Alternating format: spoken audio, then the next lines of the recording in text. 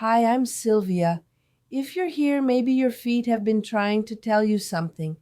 You wake up and that heel pain is already there. You walk a little and it flares up. You sit down and still feel that tight, aching sensation deep in your feet. I lived like that for a long time.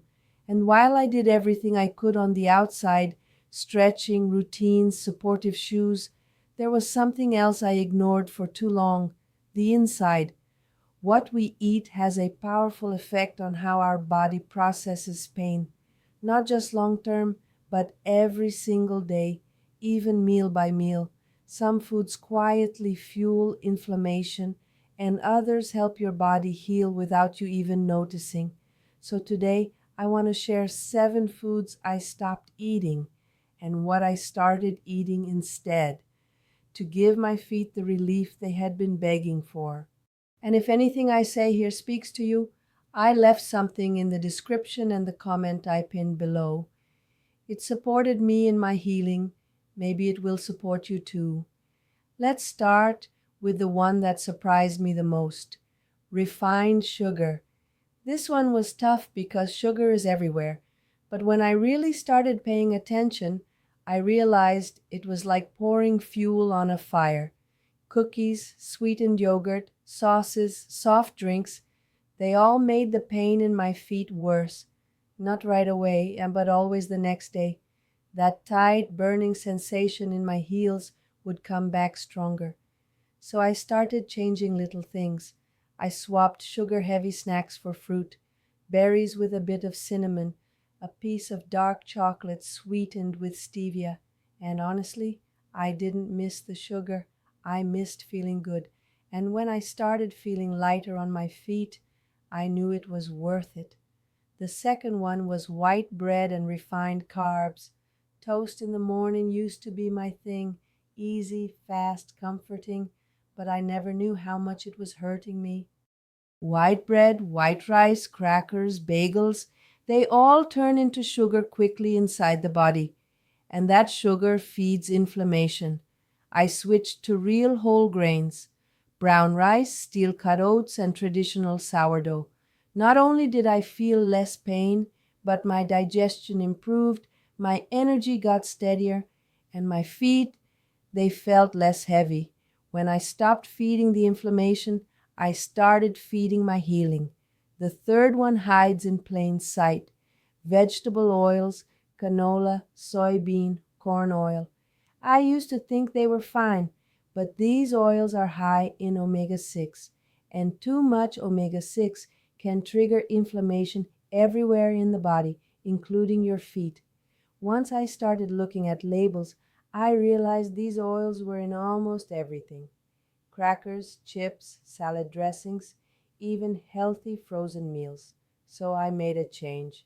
I started using olive oil, avocado oil, and sometimes coconut oil. I picked snacks with clean ingredients, and little by little, my feet started feeling less tight, less sore after long days. It wasn't dramatic, but it was real, and that's the kind of healing I trust. The fourth food that was quietly making my heel pain worse was deli meat. You know, those packaged cold cuts that seem so practical: ham, turkey, salami. They're easy to throw into a sandwich, they taste good, and we think we're being healthy.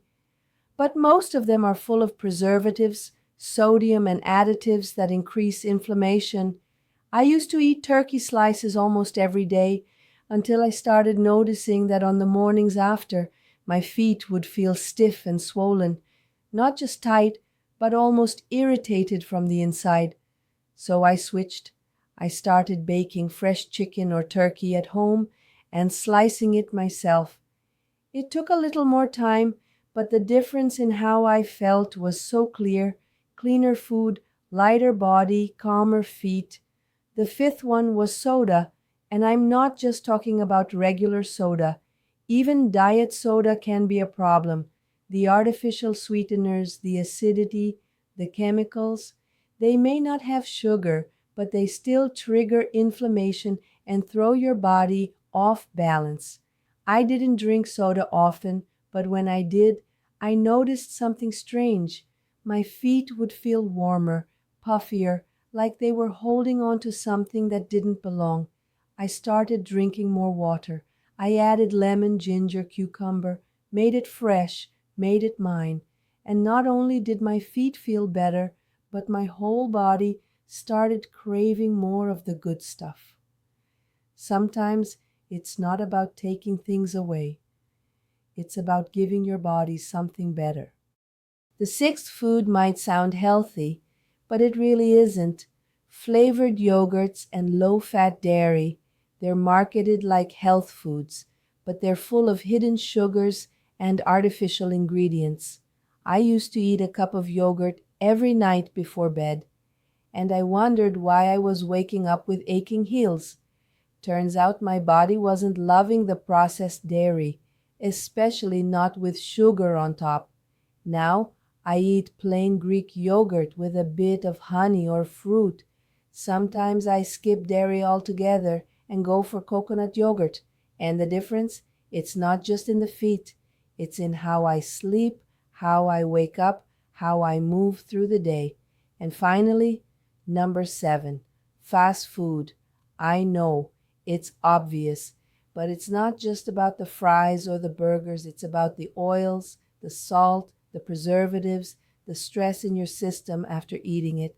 Every time I had fast food, even just once a week, my feet felt heavier, slower, like they were working harder just to carry me. So I made a promise to myself. I'd cook more at home, simple meals, real food, not perfect, but honest. And when I honored that, my body honored me back. Now let me say this, I'm not perfect. I still enjoy treats, but I stay aware. Because what I eat isn't just about taste, it's about how I want to feel tomorrow. And for me, freedom from foot pain is worth being mindful.